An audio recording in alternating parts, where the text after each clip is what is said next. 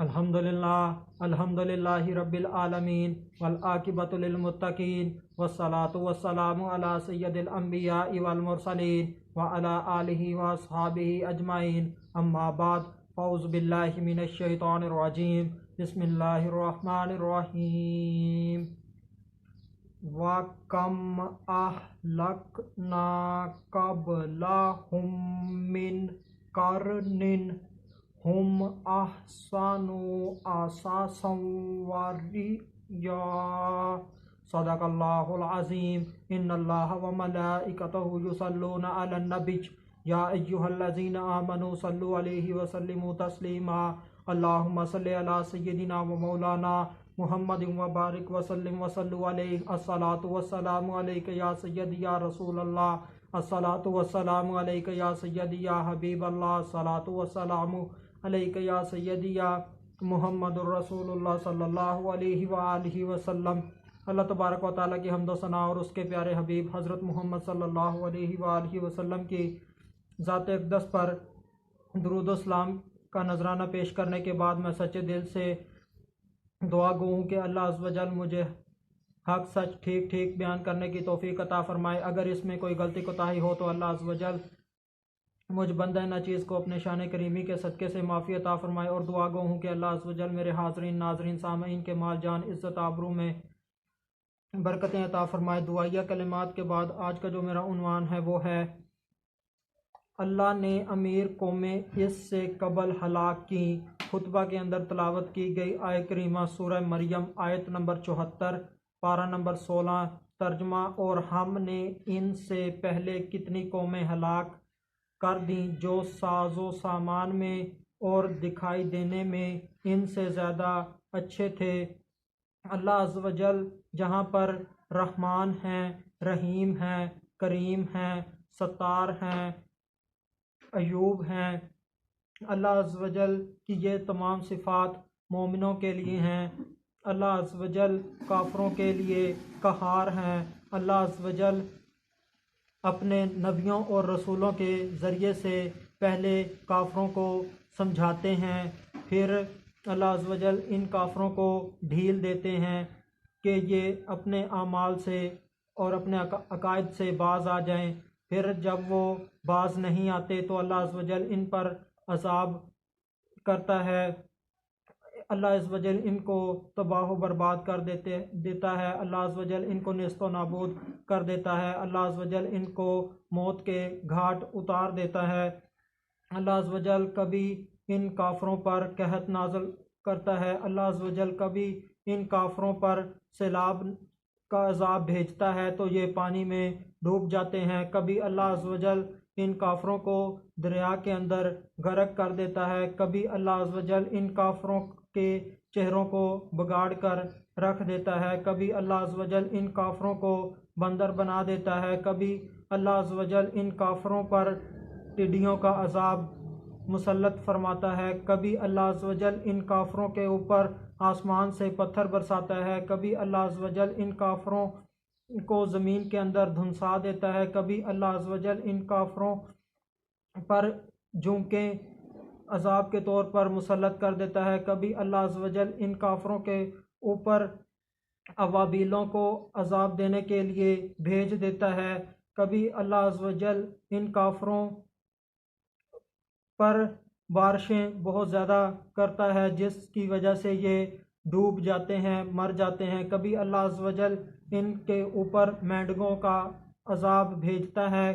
कभी अल्लाह अज़्ज़ व जल इन काफ़रों को एक चंगाड़ से हलाक कर देते हैं। अल्लाह अज़्ज़ व जल जब जलाल में आता है तो कुफ़ार को पीस कर रख देते हैं, इनको ख़त्म कर देते हैं। कुरान मजीद के अंदर अज़ाबात का ज़िक्र है कि अल्लाह अज़्ज़ व जल ने ये अज़ाब नाज़िल किए। और कौमों का भी ज़िक्र है कि अल्लाह अज़्ज़ व जल ने इस कौम पर ये अज़ाब नाज़िल किया और ये भी बता दिया कि इस कौम का ये जुर्म था तो इस वजह से इसके ऊपर ये अज़ाब आया। अल्लाह अज़्ज़ व जल ने ये सारा बयान किया। इसको बयान करने का मकसद ये है कि मुसलमान उम्मत मुहम्मदिया सल्लल्लाहु अलैहि वसल्लम इससे इबरत हासिल करें और जुर्म वगैरह से बचें। अल्लाह अज़्ज़ व जल ने कौम नूह पर अज़ाब नाज़िल किया, अल्लाह अज़्ज़ व जल ने कौम लूत पर अज़ाब नाज़िल किया, अल्लाह अज़्ज़ व जल ने कौम आद पर अज़ाब नाज़िल किया, अल्लाह अज़्ज़ व जल ने कौम समूद पर अज़ाब नाज़िल किया, अल्लाह अज़्ज़ व जल ने हज़रत मूसा अलैहिस्सलाम की कौम पर अज़ाब नाज़िल किया, अल्लाह अज़्ज़ व जल ने हज़रत सालेह अलैहिस्सलाम की कौम पर अज़ाब नाज़िल किया, अल्लाह अज़्ज़ व जल ने मछली वालों पर अज़ाब नाज़िल किया, अल्लाह अज़्ज़ व जल ने कई कौमों पर अज़ाब नाज़िल किया जिनका ज़िक्र कुरान मजीद के अंदर मिल जाता है। अल्लाह अज़्ज़ व जल ने हज़रत मोहम्मद सल्लल्लाहु अलैहि वसल्लम की उम्मत से कबल कई उम्मतों पर, कितनी ही ज़्यादा उम्मतों पर अज़ाब नाज़िल किया। अल्लाह अज़्ज़ व जल ने इनका नामो निशान ही इस सफ़ा हस्ती से मिटा दिया और अल्लाह अज़्ज़ व जल उनकी जगह दूसरे लोगों को ले आए। अल्लाह अज़्ज़ व जल ने पिछली कौमों की हालत को बयान किया है कि वो कौमें दुनियावी तौर पर, ज़ाहरी तौर पर, नमूदो नुमाइश में, माल में इन इन कुफ़ार कुरैश से ज़्यादा थी, उनके पास इनसे ज़्यादा सहूलियात मौजूद थीं। जो नबी करीम सल्लल्लाहु ये पहाड़ों में तराश खराश करके खूबसूरत मजबूत तरीन घर बनाते थे, ये लोग ज़्यादा माहिर थे, ये लोग ज़्यादा काबिल थे, ये लोग ज़्यादा ताकतवर थे, ये लोग ज़्यादा जंगजू थे, ऐसे मजबूत और ख़ूबसूरत घर बनाते थे। मगर जब अल्लाह अज़्ज़ व जल का इनके ऊपर अज़ाब आया तो ये ऐसे गिरे पड़े थे जैसे खजूर के दरख्त गिरे पड़े हों।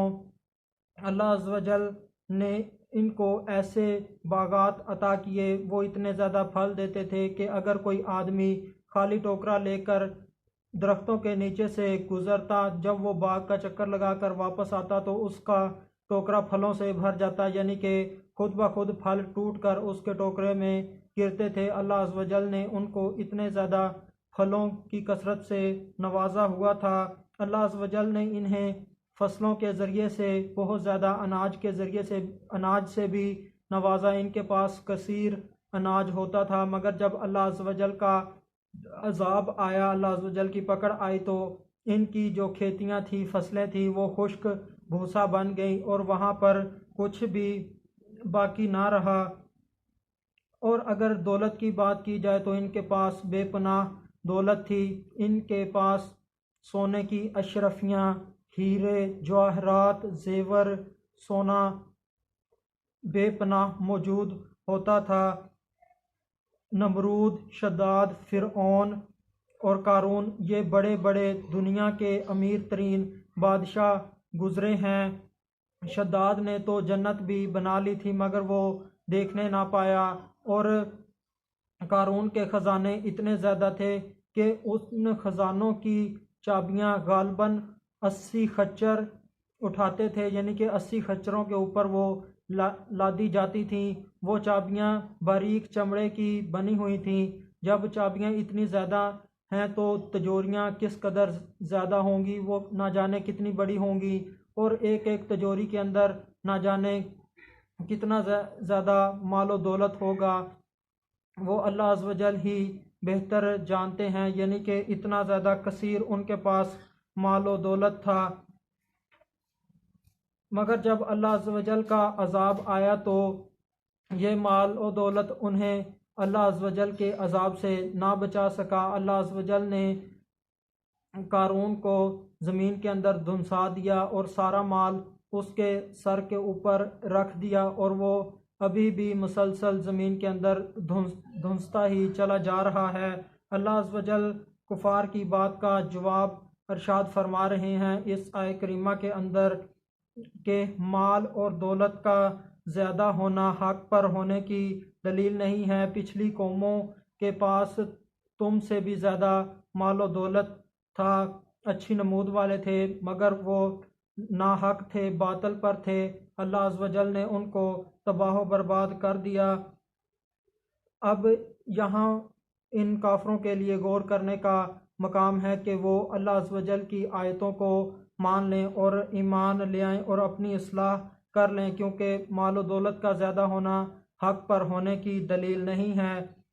अगर हम करीबी पिछले ज़माने में देखें तो एक सल्तनत इतनी वसी थी, उसकी हुकूमत में सूरज गुरूब नहीं होता था। आज वो सल्तनत सिकुड़ कर दुनिया के छोटे से छोटे रकबे पर रह गई है, छोटा सा मुल्क बन गई है। और इसी तरह एक मुल्क आधी दुनिया पर हुक्मरानी, आधी दुनिया का मालिक बनने का दावा करता था, और वो मुल्क अब छोटे से कमज़ोर से मुल्क से शिकस्त खाकर तबाह बर्बाद हुआ, और अब वो अपनी रोटी पानी की फ़िक्र में है। इसी तरह अल्लाह अज़्ज़ व जल हर वक्त हर ज़माने में बातिल को कम गिरता हुआ दिखाते हैं।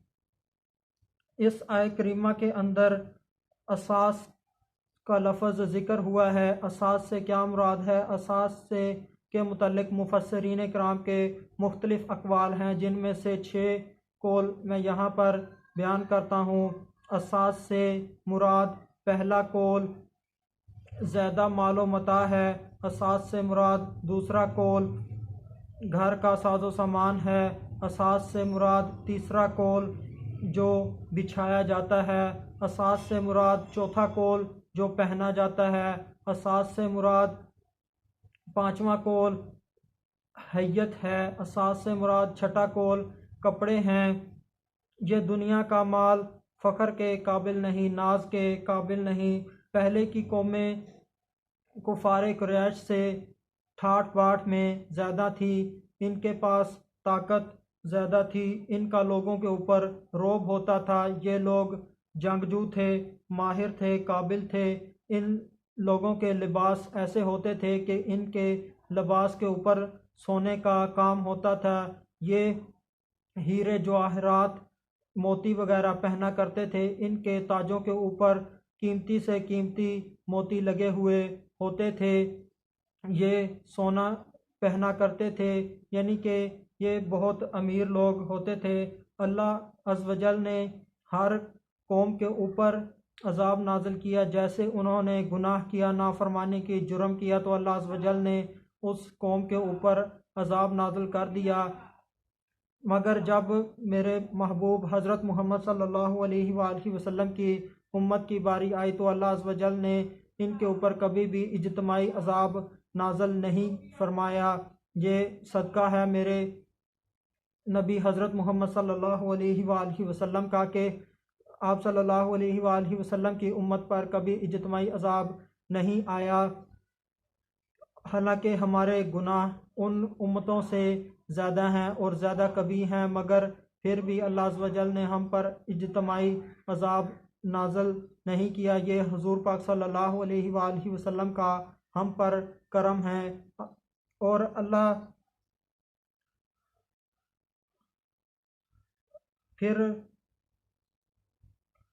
से दुआ है कि अल्लाह अज़्ज़ व जल हम पर अपना रहम फरमाए और हमें अपनी पकड़ से बचाए।